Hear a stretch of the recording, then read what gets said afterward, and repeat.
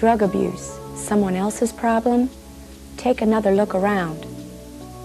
The person with a dependency on drugs, including alcohol, affects not only himself, but his family, friends and neighbors, his employer, local businesses, our schools and churches, our law enforcement agencies, our community. A community's drug and alcohol problem is a community's health problem, from the attempted suicide to the innocent addicted child of drug-abusing parents. Each of these special health care needs is costly, in more ways than one. It is estimated that 1 in 10 kids will be lost to drugs or alcohol abuse, either by death or by the loss of potential for their lives.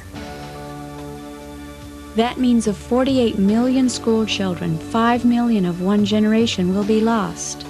Can our community, can any community afford that costly a price?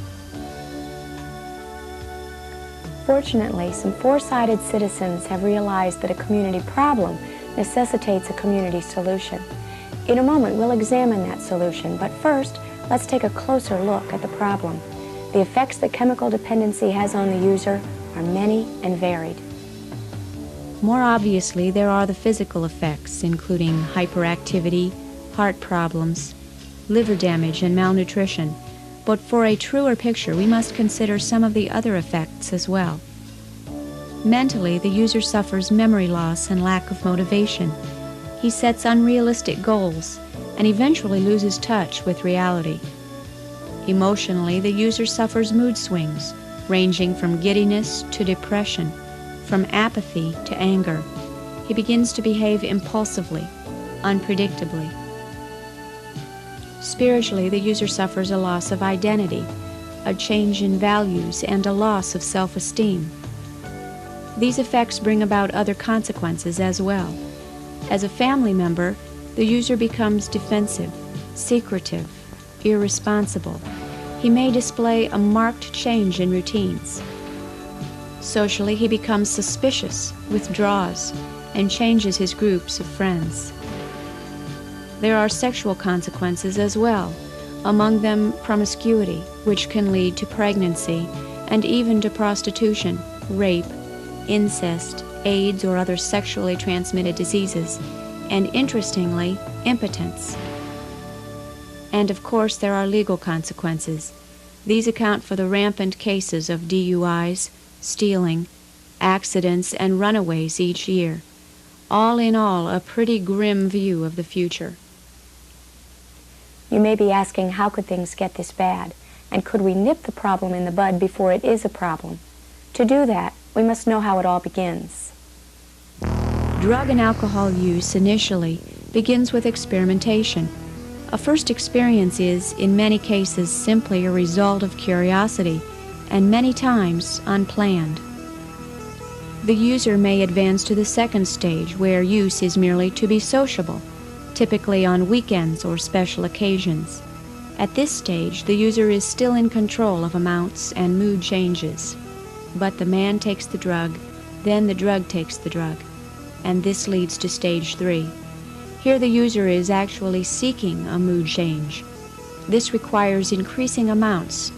Drug, including alcohol use, becomes a preoccupation, a part of each day and each activity. The user no longer needs a social atmosphere to use. In fact, the drug becomes a priority over friends. Now the user is losing control, using alone, getting drunk, becoming violent, and yet denying that a problem even exists. But the man takes the drug takes the drug, then the drug takes the man. This is the dependency stage. The user now is deteriorating physically. He has lost all control of drug use. He displays a marked personality change, has delusions, blackouts, and can range in emotions from euphoric recall to suicide. There is one hopeful statistic, however. Few people begin experimenting with drugs, including alcohol, after the age of 35, and those who avoid drug use as teenagers almost never begin as adults. Early education and intervention is a must. The community of Massillon has responded to this community problem with a community solution. For some time, concerned parents, clergy, school, and law personnel, along with other interested members of the Massillon community, began meeting to see if they could exchange ideas, unite programs offering real help and hope for the future. From this series of meetings, the M.C.A.A. was born, officially in January of 1983.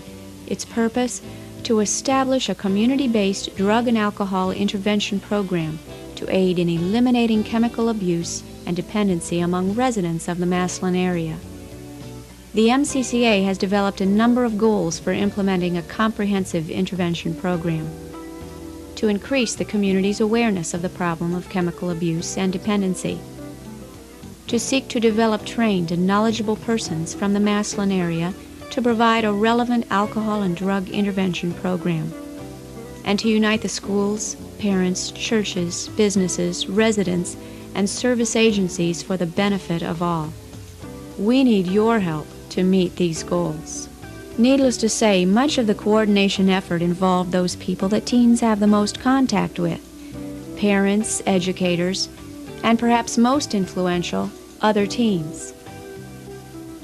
A large part of the success of the community-based plan depended upon the success of the school-based plan. It began with a well-trained staff participating in a week-long workshop to develop a policy adopted by the school board.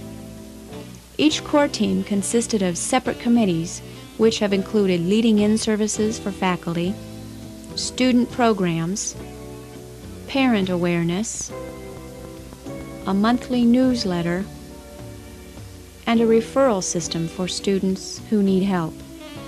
Students became involved through age-appropriate small groups such as CAP, Students Against Drunk Driving, SAD, Teen Institute, OB Friends, PANDA, and other CAP groups. These small groups offer support and assistance to other students, a positive peer pressure of sorts, providing drug-free role models to peers and younger students.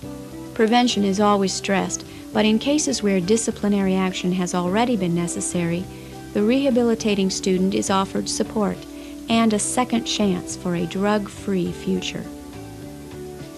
But the program is not quite complete. We need you. Caring volunteers are a critical component of this very successful program.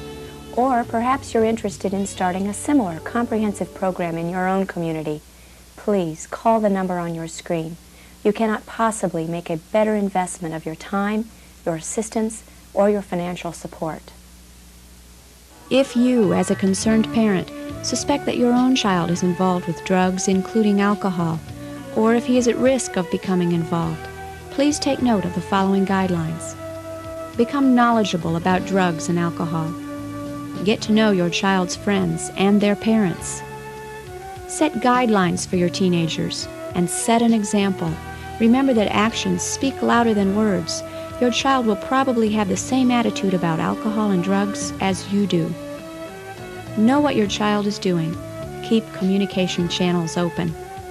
Express your concern, love, and willingness to help. Know what is typical behavior for your child and be aware of patterns of change. And if you need help, don't be afraid to seek a professional.